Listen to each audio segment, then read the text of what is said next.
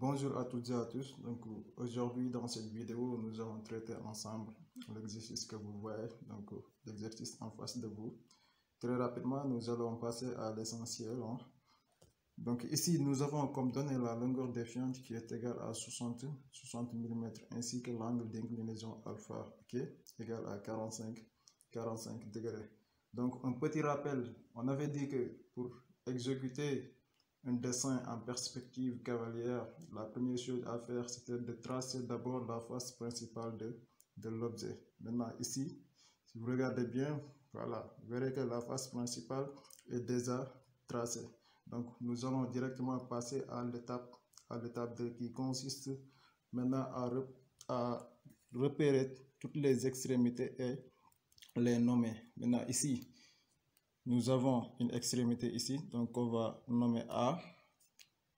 Ici, l'extrémité B, voilà, C, D, ok, E, F. Ici, nous avons l'extrémité G, H, I, J, ok, voilà, K et L. Après avoir nommé toutes les extrémités, on peut passer à la deuxième étape. La deuxième étape consiste à faire quoi? La deuxième étape consiste à tracer toutes les fientes, autrement dit toutes les arêtes qui sont perpendiculaires à la face principale. Maintenant, on prend notre règle, bien notre équerre si vous voulez. Mais avant cela, qu'est-ce qu'on utilise? On utilise le rapporteur pour marquer l'angle d'inclinaison. Okay? Toutes les fientes doivent être inclinées d'un angle égal à 45 degrés. Prenez votre rapporteur, donc vous le positionnez de telle sorte que le centre soit bien sûr sur l'extrémité, ok, tout en vous assurant que, voilà, là, vous avez vu, tout en vous assurant que le rapporteur est bien positionné horizontalement, ça doit être bien positionné, ok, et à partir de là, vous pouvez marquer votre angle, donc, qui sera égal à 45 degrés. Maintenant, vous prenez votre règle, puis vous tracez votre fiente. C'est une méthode assez simple, c'est pas assez difficile. Ici, bon, pour gagner du temps, on peut en même temps reporter la valeur de LF. Donc, cela va nous permettre de gagner du temps. Donc, 60 mm, vous avez vu. Donc, de là à là, ça fait 60 mm, tout en m'assurant que, voilà, je suis bien sur la direction de la fiente. Et à partir de là, je peux tracer ma fiente tout en respectant la longueur. Voilà. C'est bon. Je prends mon rapporteur.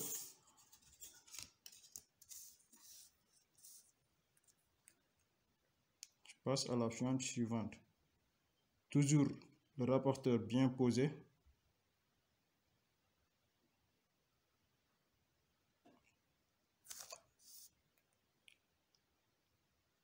Soyez précis aussi sur l'angle, hein, la mesure de l'angle.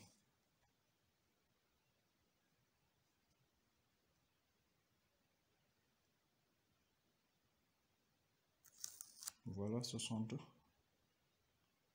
mm, je trace.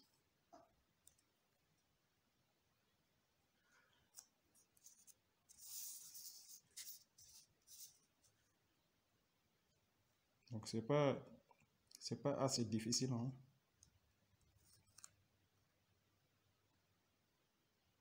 Je marque l'angle 45 degrés. Ok.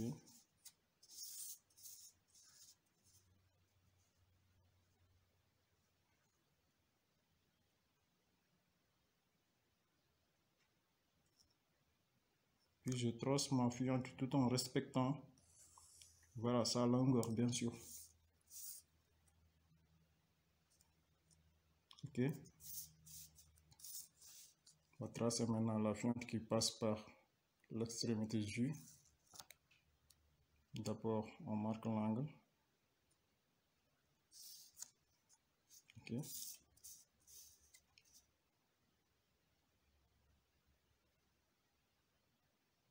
Donc, ici, cette fente doit être entrée interrompue puisqu'elle traverse la face principale. Ok. On peut la mettre directement entrée interrompue.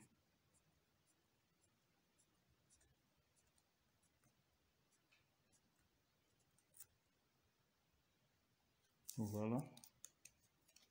Je peux effacer les points pour voilà, ne pas me tromper.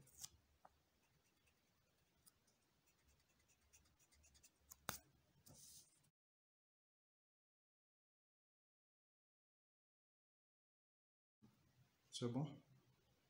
Alors, après avoir tracé toutes les fentes, après avoir reporté également la longueur, la valeur de la longueur des fentes, qu'est-ce qu'on doit faire? On doit passer à la troisième étape qui consiste maintenant à placer les points images. Ok? Ici, nous avons comme image de A ici. Voilà, l'image de L sera L'. I'.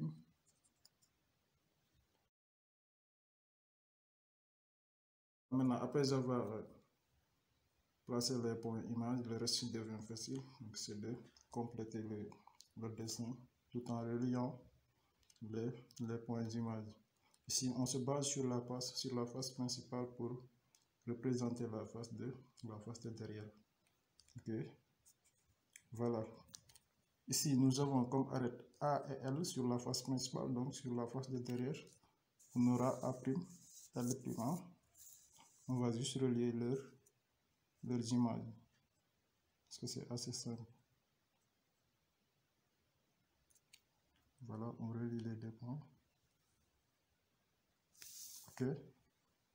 Après, c'est L, K. Donc, sur la face de derrière, nous aurons L', K'. Donc, ça devient même un yeux d'enfant. Voilà. Après, on a l'arête KJ. Là-bas, on aura K', J'. On a oublié de placer son image, donc c'est ici. J'. Voilà. Donc, ce sera visible jusqu'ici.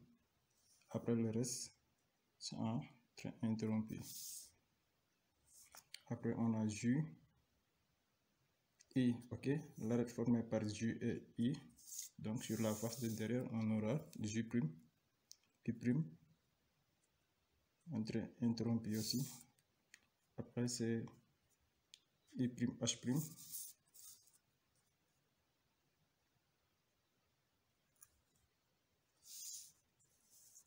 Ok. H', G'.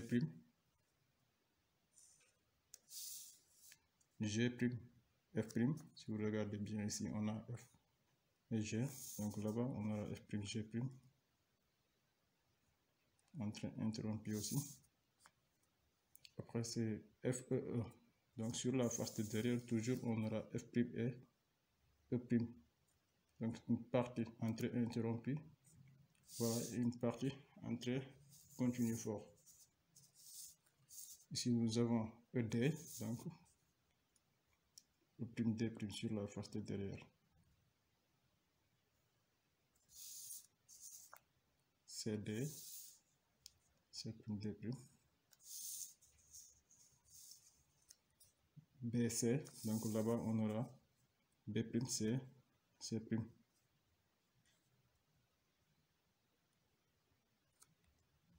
Entrée interrompue.